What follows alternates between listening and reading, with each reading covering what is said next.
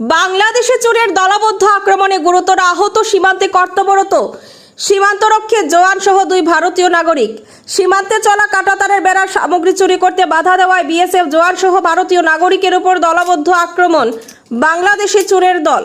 চাঞ্চল্যকর ঘটনা সংঘটিত হয়েছে ভারত বাংলাদেশ সীমান্তে কাছাড়ের কাটিগড়ার কিন্নর খালে। জানা গেছে গত 2 মাস ধরে সরকারের তরফে সীমান্তের কাঁটাতারের বেড়া মেরামত করা চলছে। প্রাপ্ত খবর মতে গতকাল বিকেলে কাঁটাতারের বেড়ার কাজ চলতেছিল। সে সময় 2 যুবক অবৈধভাবে ভারতে প্রবেশ করে সীমান্তের কাঁটাতারের বেড়ার কাজে ব্যবহৃত লোহার সামগ্রী চুরি করে পালিয়ে যাওয়ার চেষ্টা করে।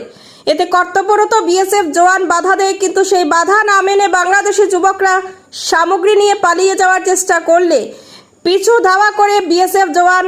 এমতাবস্থায় কিছু দূর যাওয়ার পর আচমকা একদল বাংলাদেশি ধারালো অস্ত্র নিয়ে বিএসএফ জওয়ানের উপর হামলা চালায়।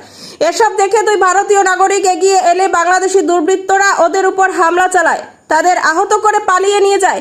জানা গেছে আহত বিএসএফ জওয়ানের নাম সাইদুর রহমান। কাটিগড়া মডেল হাসপাতালে ওর চিকিৎসা হয়েছে। এছাড়া আহত 2 ভারতীয় নাগরিক পবিত্র মোহন দাস ও নীতিশ রঞ্জন দেব। এদিকে এ ঘটনা নিয়ে যদিও সীমান্তরক্ষী বাহিনীর তরফে কোনো প্রতিক্রিয়া প্রকাশ করা হয়নি, তবে কাটিগড়ার পুলিশ ঘটনার কথা স্বীকার করেছে। নিউজ ডেস্ক রিপোর্ট, শিলচর সংবাদ। বাংলাদেশি মানুষ 2 জন। এরপরে গিয়া বিএসএফ ফৌজিরা কইছে যে রাখিয়া যাও, তখন তারা রাখছে না। ও গিয়া তারা তার মন্দির কিনারও ঢুকছে। আর আমরা 2 জন মানুষ পিছনে আসলাম, তারার রাইফল বা আতে দিয়ে করিয়া তারা মারছে অস্ত্র দিয়া। আপনি জখম হয়েছেন নি? হ্যাঁ, আপনি আমরা পিছনে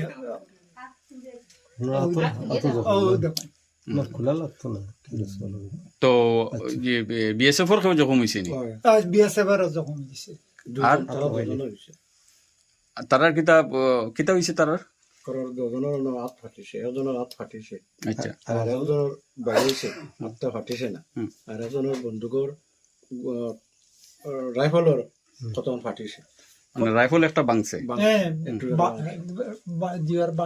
আপনার নাম কিতা দিয়ে আক্রমণ করছে তারা? তারা কিতা দিয়ে আক্রমণ? জাটা বাসর লগে একটা জাটা গাতা থাকে, তার মানে আর 2 জন মানুষ তারা আইছে। আর দুইটাই লইয়া গেছেন গ্যাঙ্গল। আর বাকি গুণ বেসের যখন গেট খুলিয়া লামছে, তখন তারা দৌড়িয়া আর 2 জন মানুষ আইয়া বেসের বাইরে। আর তখন আমরাও 2 জন আফগাইছিলাম। আফগানির সাথে সাথে আমারও মারছে, একটা বাড়ি দাদারাও মারছে। আর বিএসএফ দুম বাইরে এনে দিছে। ঘটনাটা কয়টা ওইটার সময় হয়েছে? তখন আজান দিলাইছে সন্ধ্যার বিকালবেলা একটা আসাম বিকালের দিন একটা আজান দেয় 4:30।